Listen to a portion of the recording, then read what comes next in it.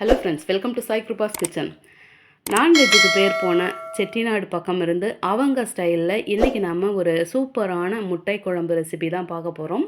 நம்ம எத்தனை விதமான முட்டை குழம்பு சாப்பிட்டு இருந்தாலும் இந்த செட்டிநாடு பக்கம் பண்ணுற அந்த முட்டை குழம்புக்கு ஒரு தனி சுவையும் இருக்குது, தனி சிறப்பும் இருக்குன்னே சொல்லலாம். சரி, வாங்க ரெசிபிக்கு போயிடுவோம். இன்றைக்கி நான் இந்த முட்டை குழம்பு பண்ணுறதுக்கு 7 முட்டை எடுத்திருக்கேன். அதை கொதிக்கிற தண்ணியில் சேர்த்து வேக வச்சு எடுத்துக்கலாம். இந்த முட்டையை பார்த்தீங்கன்னாக்கா ரொம்ப நேரம் வேக வைக்கக்கூடாது. 5 நிமிஷமே அதிகம். மேல் ஓடு லேசாக வீரல் விட்டதுமே எடுத்துடலாம். ரொம்ப நேரம் வேக வச்சிங்கனாக்கா உள்ளே அந்த கரு பார்த்தீங்கன்னாக்கா ஒரு மாதிரி ரப்பர் மாதிரி ஆகிடும். இப்போ இதை தோல் உரித்து சுற்றி ஒரு 3-4 கீரல் போட்டு தனியாக வச்சுருவோம். ஒரு ஃப்ரையிங் பேனை சூடு பண்ணி அதில் 3 ஸ்பூன் எண்ணெய் விட்டுக்கலாம். இதில் மசாலா வதக்கி அரைச்சி எடுக்க போகிறோம். ஒரு ஏலக்காய், ஒரு கிராம்பு, ஒரு பட்டை, ஒரு சின்ன துண்டு பிரியாணி இலை, 1/2 ஸ்பூன் சீரகம், 1/2 ஸ்பூன் மிளகு, 1 ஸ்பூன் சோம்பு, கொஞ்சமாக கல்பாசி, 1 டேபிள் ஸ்பூன் தனியா, 7 நீட்டு காஞ்ச மிளகாய் சேர்த்து அந்த எண்ணெயில் நல்லா வதக்கி விட்டுக்கலாம். இதில் இந்த காரமும் இந்த வாசனை ஐட்டமும் யாராருக்கு எப்படி எப்படி பிடிக்குமோ பிடிக்காது, அதுக்கு தகுந்த மாதிரி குறைச்சோ குட்டியோ சேர்த்துக்கோங்க. 10லேருந்து 12 பல் பூண்டு, ஒரு மீடியம் சைஸ் இஞ்சி தோல் சீவி சின்ன சின்னதாக கட் பண்ணி சேர்த்து இந்த மாதிரி வதக்கி விட்டுட்டு 50 கிராம் சின்ன வெங்காயம் தோல் உரித்து நல்லா சாஃப்டாக வதக்கி விட்டுக்கலாம்.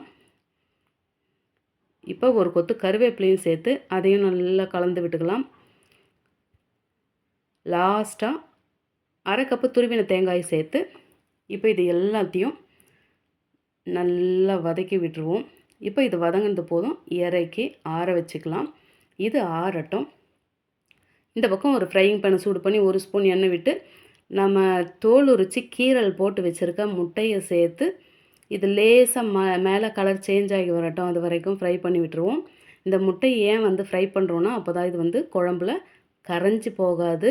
அதேமாதிரி இந்த மேலே இந்த லேயர் தனித்தனியாக போகாது. இந்த கலர் போதும், தனியாக எடுத்து வச்சுக்கலாம்.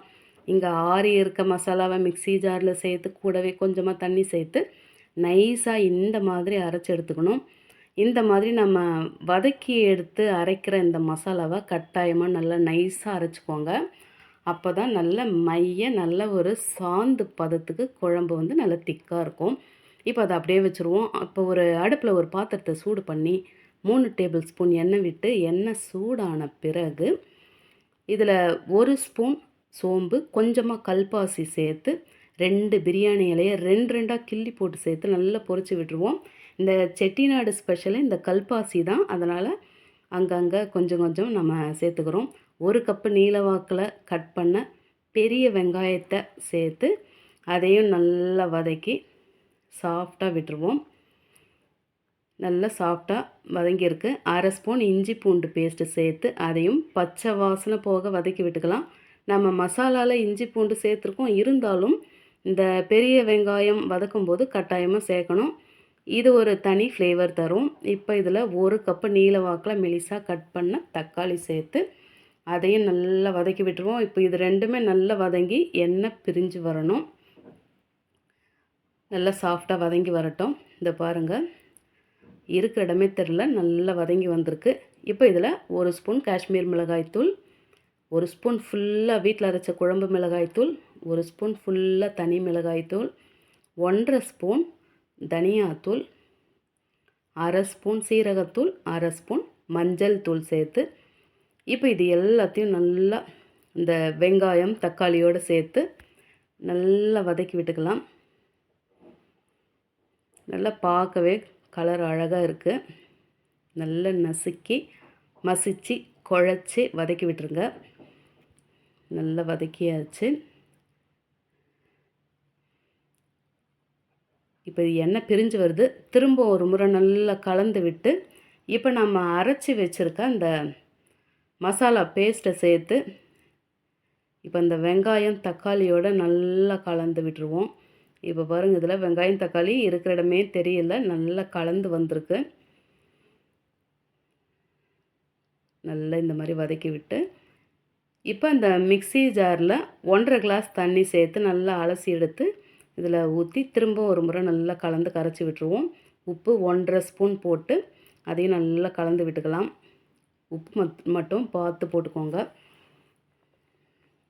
அதே மாதிரி இந்த குழம்பு ரொம்பவும் தண்ணியாக இருக்கக்கூடாது. அந்த திக்னஸ் மட்டும் செக் பண்ணிக்கோங்க. கொஞ்சமாக கருவேப்பிலை சேர்த்து அதையும் நல்லா கலந்து விட்டு இப்போ இதை மூடி போட்டு ஒரு கொதி விட்டுருவோம். அவ்வளோதான், நல்லா கொதித்து வந்திருக்கு. இப்போ எடுத்துட்டு திரும்பவும் ஒரு முறை லைட்டாக கலந்து விட்டு இப்போ அளவும் குறைஞ்சி வந்திருக்கு. இப்போ இதில் நம்ம ஃப்ரை பண்ணி வச்சுருக்க முட்டையை சேர்த்து ஒரு கலக்கி விட்டுருவோம். இப்போ திரும்பவும் மூடி போட்டு லைட்டாக ஒரு கொதி வர விட்டுக்கலாம். அவ்வளோதான், கொதித்து வந்தாச்சு. இப்போ இதில் கட் பண்ணி வச்சுருக்க கொத்தமல்லி சேர்த்து ஒரு கலக்கி இறக்குனா நம்மளோட சூப்பரான செட்டிநாடு முட்டை குழம்பு ரெடி ஆகிடுச்சு. வாசனையும் பார்த்திங்கன்னா அத்தனை பிரமாதமாக இருக்குது. இதில் மசாலா நம்ம சேர்த்துருக்க இந்த ஸ்பைசஸும் பார்த்திங்கனாக்கா ரொம்பவே மைல்டாக தான் இருக்குது. இது வழக்கம் போல் சொல்கிற மாதிரி இது சாதத்துக்கு மட்டும் இல்லை, ப்ளைன் ரைஸ் எதுக்குமே சூட் ஆகும். எல்லாத்தை விட இட்லி, தோசை, இன்னும் எல்லாத்தை விட சப்பாத்தி, ரொட்டி, பூரி, நான் இப்படி அடிக்கிட்டே போகலாம். எல்லாத்துக்கும் சரியான ஒரு ஆப்டான ஒரு சைட் டிஷ்ஷாக இருக்கும்.